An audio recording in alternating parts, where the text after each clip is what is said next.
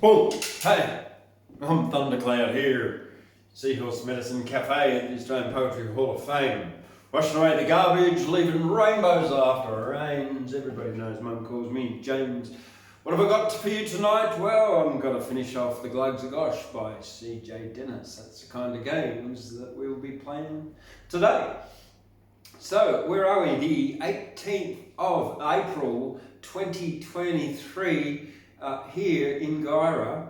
And the weather here in Guyra, chillin'. It's currently 10 degrees. Feels like 6.7, they reckon, on the BOM app. And it's getting down to 5 overnight, which will probably feel like about 1 or 2. Getting very close to frost. Getting up to about 17, 18, 19, maybe tomorrow if we're lucky up here in Guyra, but it'll be fairly sunny weather. And so, yeah, Chillin Tuesday. So let's kick the show off with an acknowledgement of the traditional custodians of the land right across this continent on which I broadcast. And also here in Guyra, the Kamilaroi and Banbai people, to acknowledge the continuing connection to the land of the elders past, present, emerging. To acknowledge sovereignty has never been ceded and a treaty is what is being asked for. Okay, so here I am tonight. We're finishing off the Glugs of Gosh by C.J. Dennis. Oh yeah, and I'm drinking tonight a cup of Irish breakfast tea. It's Twinings. I would much prefer to have some Barry's Irish tea. So hint, hint, if there's anyone out there who's got a local supplier of Barry's Irish tea, my address is, I take donations of Barry Irish tea as well as poetry books, of course. 140, the Australian Poetry Hall of Fame, 144 Bradley Street, Guyra. 2365, that's New South Wales, yeah. So if you're in Ireland or if you're anywhere where you can get Barry's Irish tea, send me a box, please, because I love it. It's better than this one, and I like my Irish tea. Okay, the show on the road tonight. So yes, I've been working the way through the Glugs of Gosh, this a fantastic expose on 20th century democracy, which is pretty much,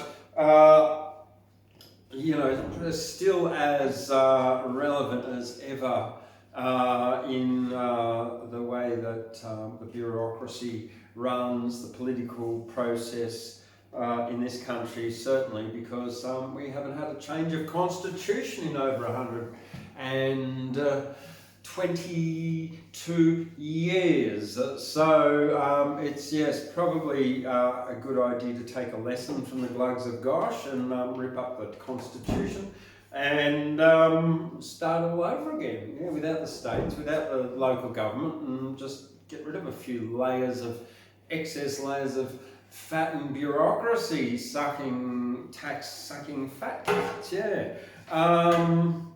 Anyway, and perhaps even begin with a treaty with the First Nations people. The debate. So yeah, the Glugs of Gosh here was written in 1917 by C.J. Dennis. It describes the journey of our society in the 20th century, and it's remarkable that it was written and published so early. He could see the problems in our system with education, trade, defence and democracy.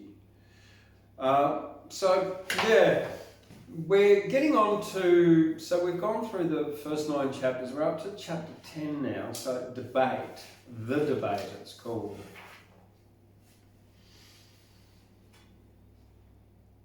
He was a glug of simple charm. He wished no living creature harm. His kindly smile, like sunlight, fell on all about and wished them well. Yet, spite the cheerful soul of Sim, the great Sir Stodge detested him.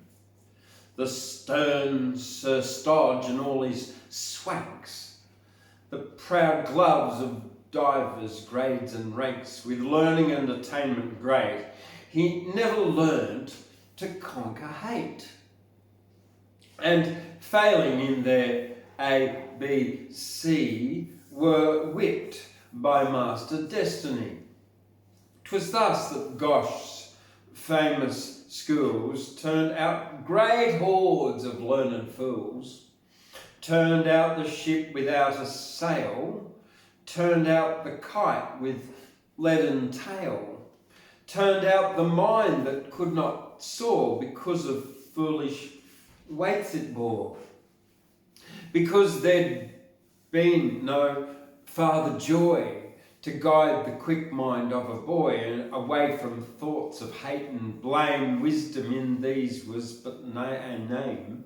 But mid the Glugs they count him wise, who walks with cunning in his eyes. His task well done, his 3 rhymes writ, Sim rose at morn and packed his kit. At last, he cried, off and away, to meet again the spendthrift day as he comes climbing in the east, to blessed with largest man and beast. Again the fields where wild things run and trees all spreading to the sun run, not because of all things blessed. The chosen place contents them best. Oh, come, my little tricky dog. But halt, exclaimed his nibs of quag. Nay, said the mare, not so fast. The day climbs high but sinks at last, and trees all spreading to the sun are slain because they cannot run.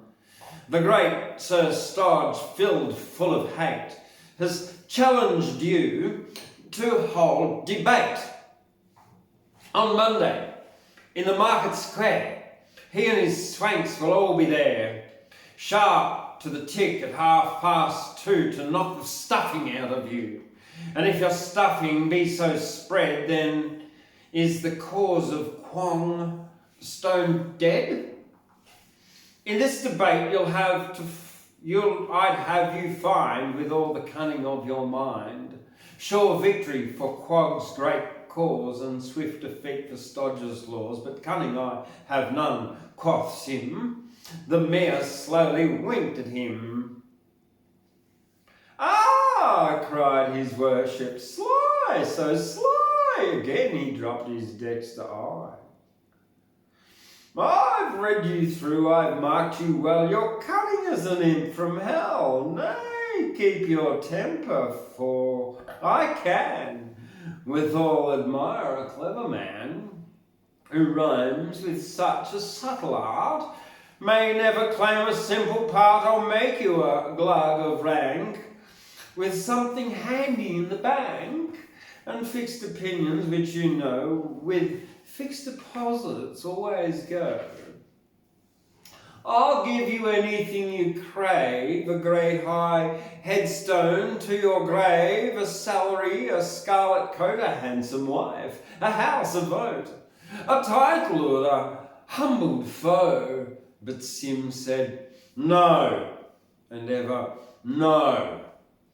Then, shouted Quag, your aid I claim for Gosh, and in your country's name I bid you fight. The cause of Quag will be forever named a dog. The cause of Quag, the wheel of Gosh, are one. Amen, down with King Splosh. Sim looked his worship in the eye, as solemnly he made reply.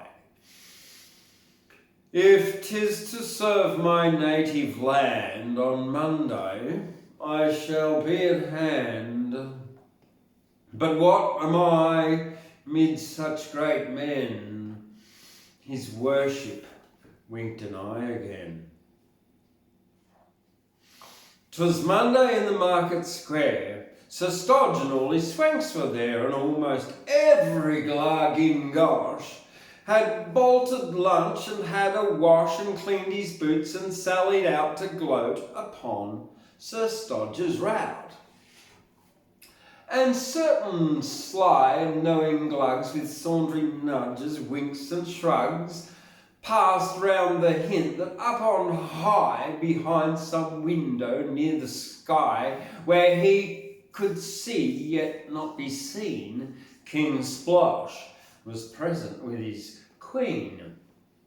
Glugs, said the chairman, Glugs of Gosh, by order of our good King Splosh, the tinker and Sir Stodge shall meet, and here without unseemly heed debate the question of the day, which is, however, let me say, I do not wish to waste your time, so first shall speak this man of rhyme, and when Sir Stodge has voiced his view, the Glug shall judge between the two. The verdict from the folk of Gosh will be accepted by King Splosh.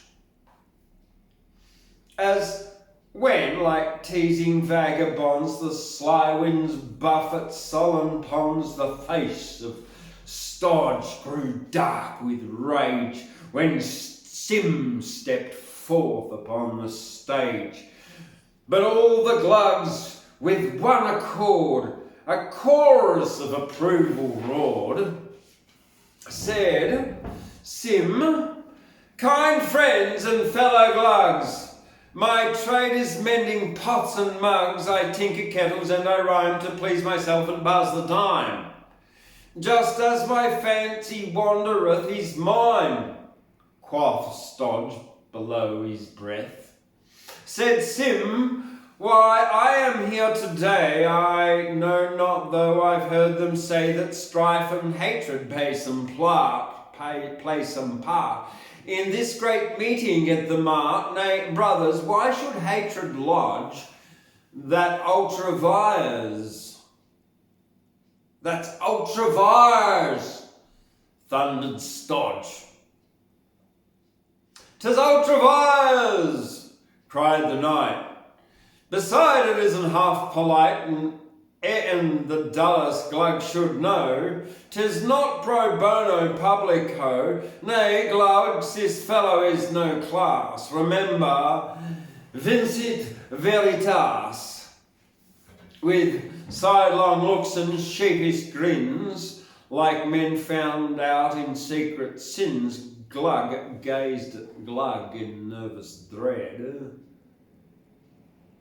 Sir Stodge is till one with claims to learning said, Sir Stodge is talking Greek, you know. He may be bad, but never low. Then those who had no word of Greek felt lifted up to hear him speak. Learning, others said, 'tis fine to have a clever head, and here and there a nervous cheer was heard, and someone growled, hear, hear. Kind friends, said Sim, but at a chance, the cute Sir Stodge had seen his chance. Quit nunk, he cried, oh noble Glugs, this fellow takes you all for mugs. I ask him where is quid pro quo, I ask again quo warranto. Shall this man filch our wits from us with his furor poeticus? Nay, cried Sir Stodge, you must agree. If you will hark a while to me, and at the Glug's collective heed he flung strange language, ages did, with mystic phrases from the law, with many an old and rusty saw, with well-worn mottos which he took haphazard from the copybook. For half an hour he learned the night, laboured them with all his might, and as they weakened from their days, the murmurs grew to shouts of praise. Glugs who'd reviled him overnight, all in a moment saw the light. O learned man, O seer, they cried, and education won the day. Then quickly, to Sir Stodge's side, there bounded in a single stride stride his nibs of quag, and flinging wide his arms, "Oh, victory!" he cried.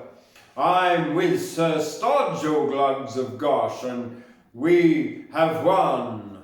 Long live King Splosh!"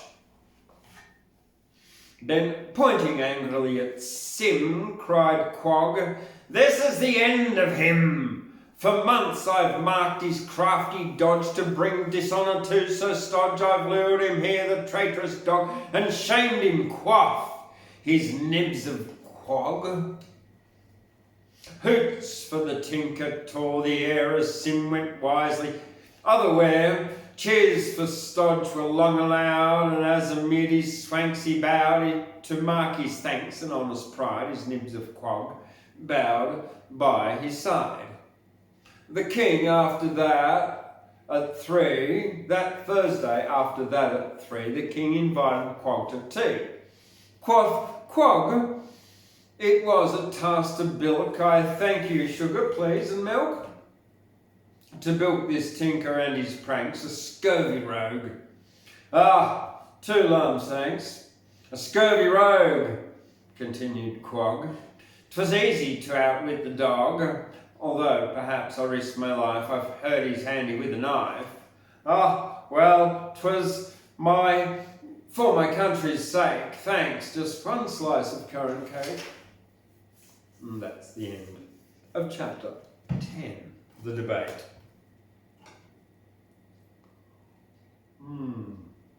Well, it's all very interesting, the democratic process, the OGS. Chapter 11, the OGS. OGS. It chanced one day in the middle of May, there came to the great King Splosh a policeman who said, while scratching his head, "There isn't a stone in Gosh to throw at a dog, or for the crafty og last Saturday week at 1 took our last blue medal in order to settle a bill for a toy pop gun." Said the king jokingly, "Why, how provokingly weird, but we have the gun." And the king said, we're stony broke." But the queen could not see it was much of a joke. And she said, "If the medal is all used up, pray, what of the costume I want for the cup? It all seems so dreadfully simple to me. The stones? Why, import them from over the sea." But a glug stood up with a mole on his chin. "Your Majesties," and said with a most diabolical grin, "Your Majesties, down in the country of Podge, a spy has discovered a very cute dodge, and the Ogs are determined to wage a war on Gosh next Friday at 4:30. Then the Glugs all cried in terrible fright, "Oh, how did our grandfathers manage to fight?" Then the knight, Sir Stodge, he opened his book, and he read some very large stones they took and flung at the foe with exceeding force, which was very effective, though rude of course. And lo, with sorrowful wails and moans, the Glugs cried, "Where, oh where are the stones?" And some rushed north and a few ran west, seeking the substitutes seeming best. And they gathered the pillows and cushions and rugs from the homes of the rich and the middle-class Glugs, and hasty message they managed to send, craving the loan of some bricks from a friend. On Friday, exactly at 4:30, came the Ogs with triumphant glee. and the first of their stones hit poor Mr. Gones, the captain of industry. Then a pebble of podge took the knight, Sir Stodge, in the curve of his convex vest. He gurgled, "Unglish," his heart growing sluggish. He solemnly sank to rest. 'Tis inconceivable, scarcely believable, yet he was sent to rest. And the king said, "Ouch!" and the queen said, "Ooh, my beautiful drawing room, what shall I do?" But the warlike Oggs, they hurled great rocks through the works of the wonderful 8-day clocks they had sold to the Glugs but a month before, which was very observed, but of course 'twas war. And the Glugs cried, "What would our grandfathers do if they hadn't the stones that they one time threw?"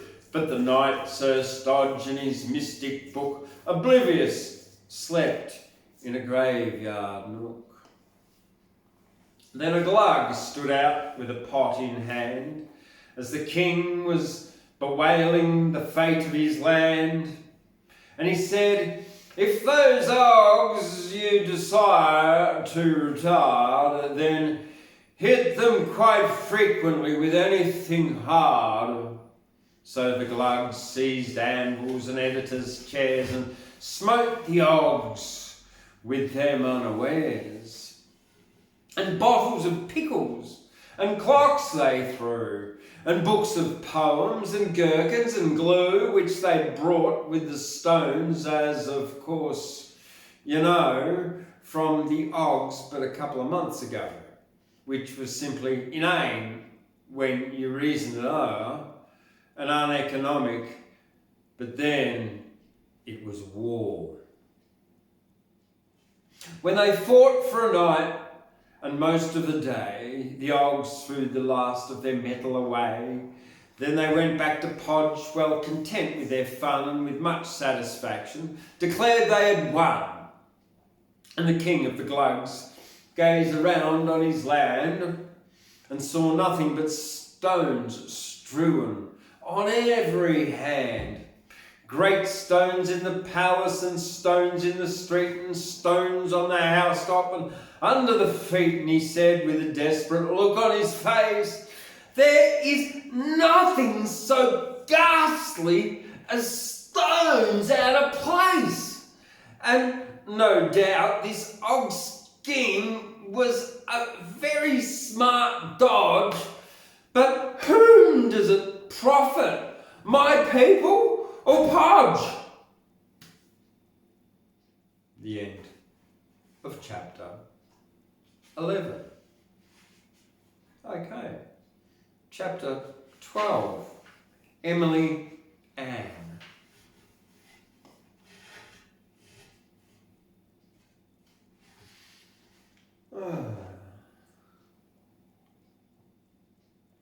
So this is chapter 12 of The Glugs of Gosh by C.J. Dennis. Emily Ann. Government muddled, departments dazed, fear and confusion wherever he gazed. Order insulted, authority spurned, dread and distraction wherever he turned. Oh, the great King Splosh was a sad sore king, with never a statesman to straighten a thing. Glugs all importunate, urging their claims with selfish intent and ulterior aims. Glugs, with petitions for this and for that, standing 10 deep on the royal doormat, raging when nobody answered their ring. Oh, the great King Splosh was a careworn king. And he looked to the right, and he glanced to the left, and he glared at the roof, like a monarch bereft of his wisdom and wits and his wealth all in one. And at least once a minute asked, What's to be done? But the swanks stood around him and answered with groans, "Oh, your majesty, Gosh is half buried in stones." "How now?" cried the king. "Is there not in my land one Glug who can cope with this dreadful demand, a rich man, a poor man, a beggar, man, thief? I reck not his rank, so he lessen my grief. A soldier, a sailor, raising his head, with relief in his eye now, I mind me, his head.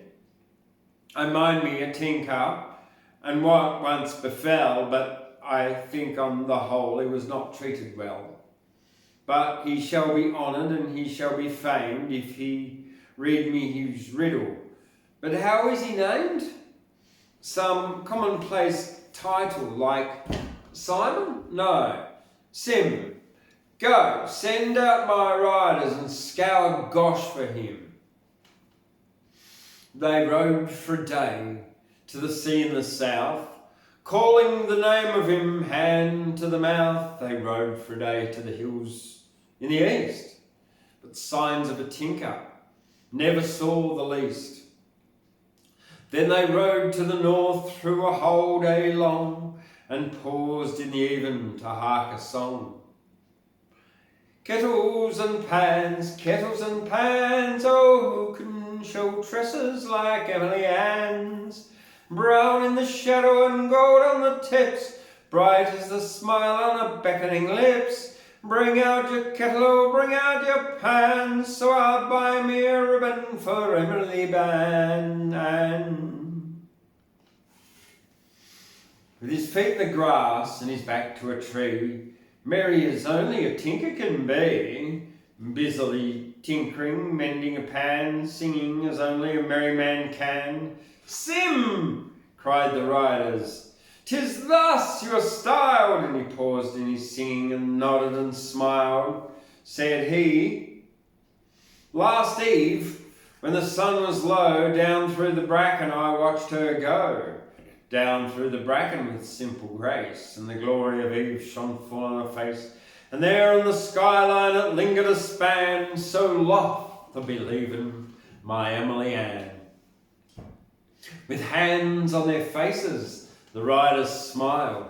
"Sim," they said, "be it so you're styled.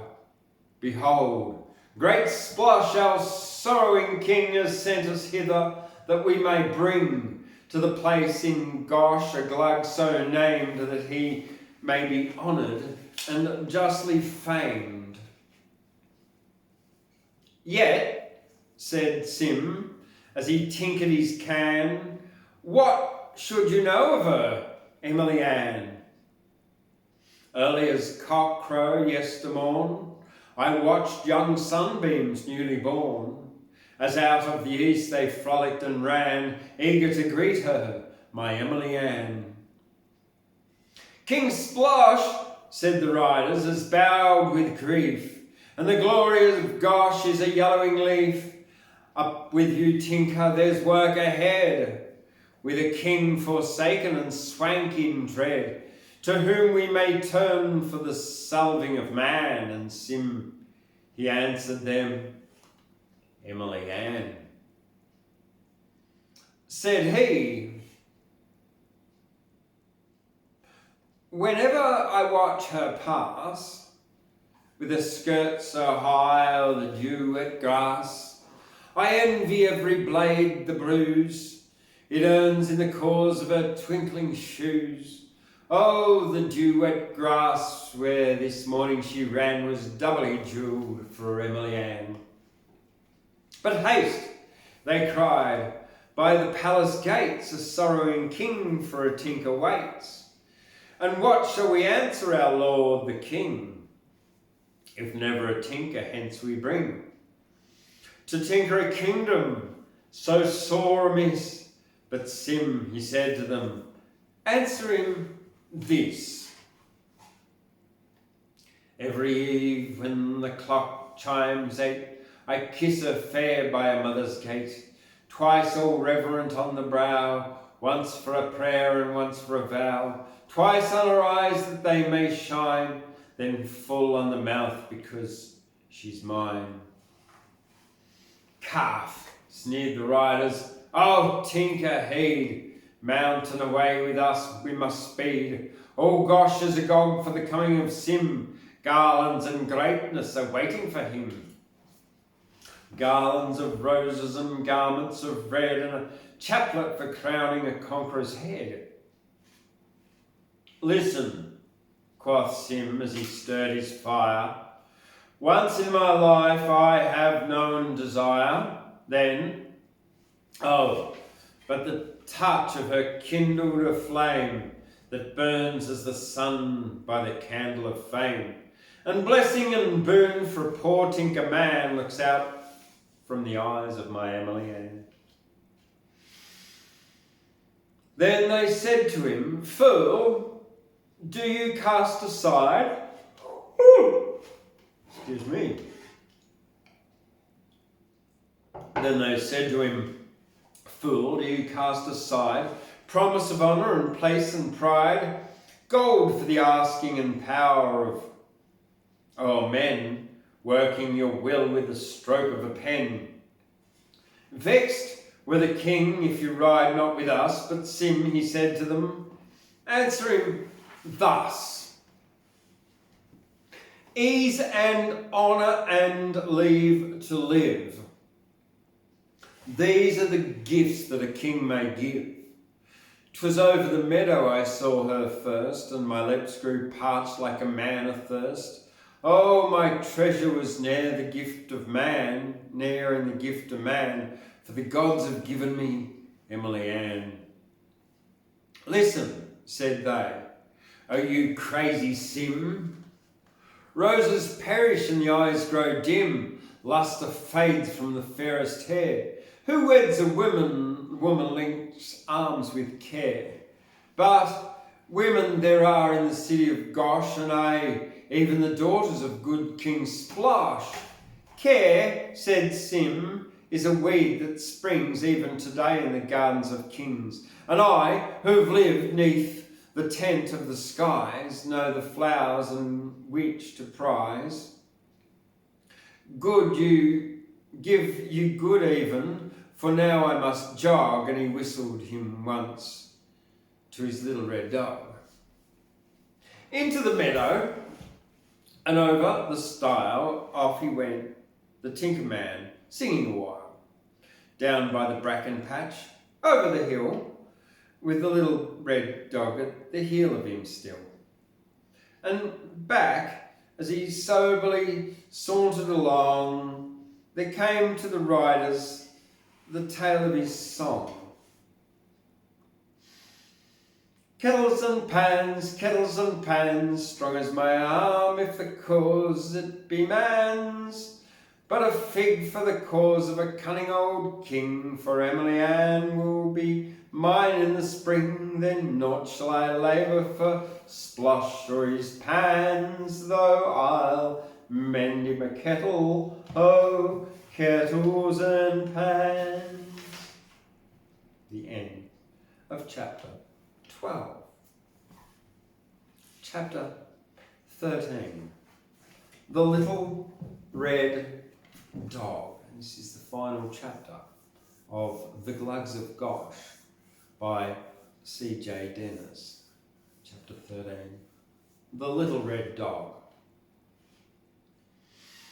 The Glugs still live in the land of Gosh under the rule of the great King Splosh, and they climb the trees in summer and spring because it's reckoned the regular thing. Down in the valley they live their lives, taking the air with their aunts and wives, and they climb the trees in the winter and fall and count it improper to climb not at all. And they name their trees with 1,000 names, calling them after arts and aims. And some of them they climb for the fun of the thing, but most go up at the call of the king for some scalar tree that they fear to name. for it bears great blossoms of scarlet shame. But they eat of the fruit of the nameless tree because they are glugs, and their choice is free.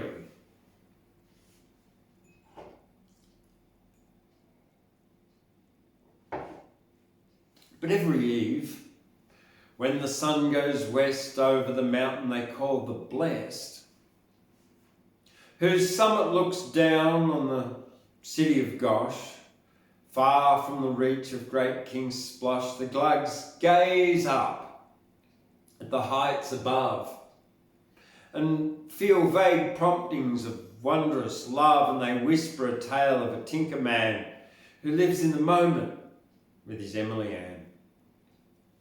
A great mother mountain, and kindly is she, who nurses young rivers and sends them to sea, and nestles high up on her sheltering lap, is a little red house with a little straw cap that bears a blue feather of smoke curling high, and a bunch of red roses cocked over one eye.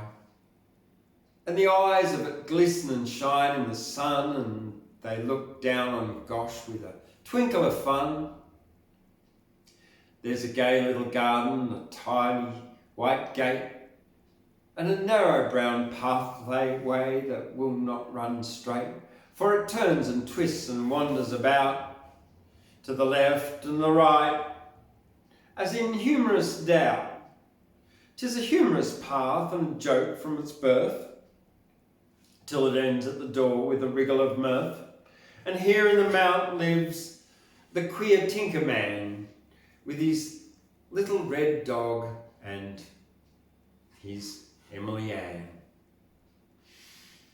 And once in a while, when the weather is clear, when their work is all over and even is near, they walk in the garden and gaze down below on the valley of Gosh where the young rivers go, where the houses of Gosh seem so paltry and vain, like a handful of pebbles strewn over the plain, where tiny black forms crawl about in the vale and stare at the mountains they fear them to scale.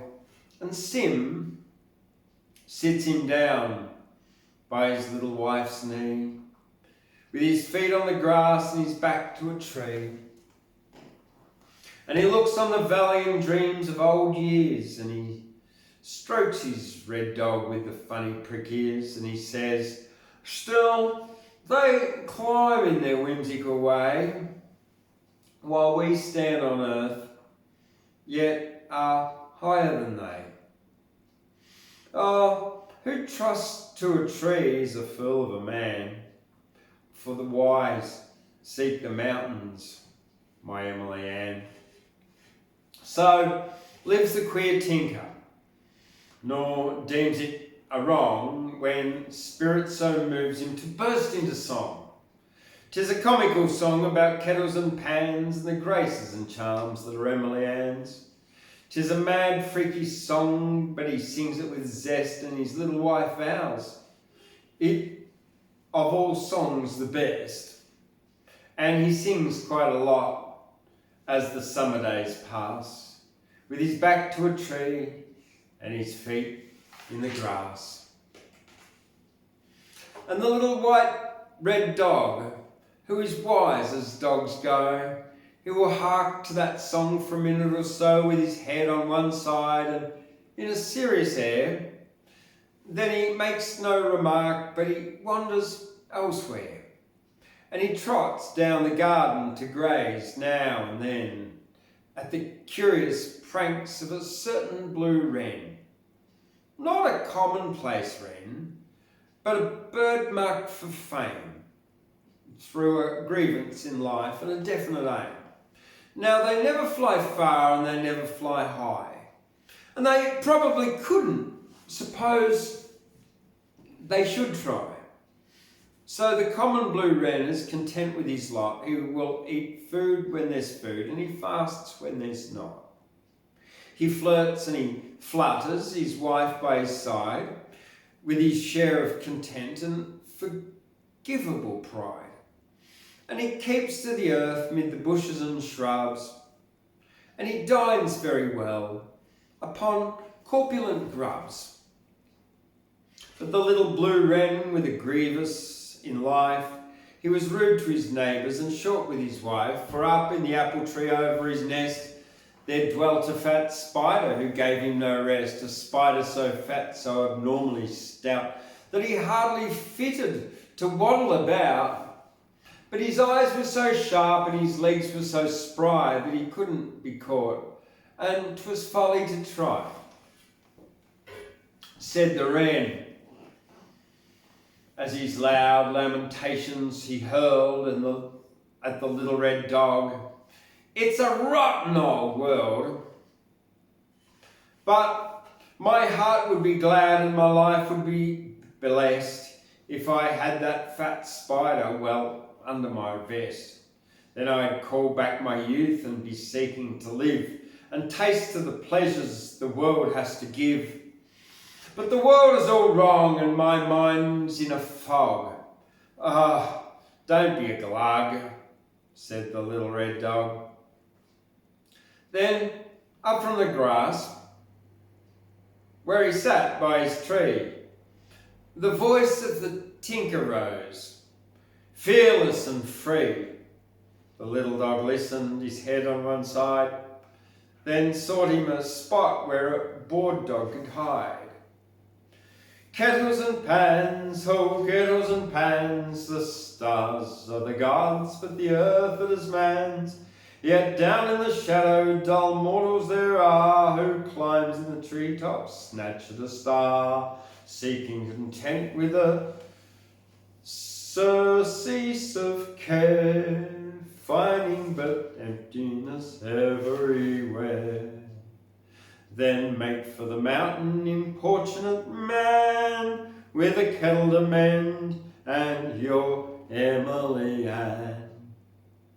As he cocked a sad eye o'er a sheltering log, "Oh, a glug is a glug," sighed the little red dog. The end. Well, that's it. That's the last part of the Glugs of Gosh by C.J. Dennis, published by Angus and Robertson, Modern Poets. Well, tomorrow night we've got Wednesday Words here at the Australian Poetry Hall of Fame in Gyrus, kicking off at 6:30. Dinner here in the Seahorse Medicine Cafe from 5:30. And then on Saturday we've got the market here in Gyrus. And yeah, what else is happening? Oh, look, check out the Cloncurry Prize if you're a poet and you write poetry. It closes the 1st of May and it's Australia's richest prize. It's the home of, well, that's not the home of, it's actually the burying place of Mary Gilmore, $10 Mary, who's on the $10 note, a great poet. Yeah, the Cloncurry Prize, Poetry Prize, yeah. Check it out. Look, I'm Thundercloud here at the Australian Poetry Hall of Fame. This is Chillin Tuesday. I'm washing away the garbage, leaving rainbows after rains.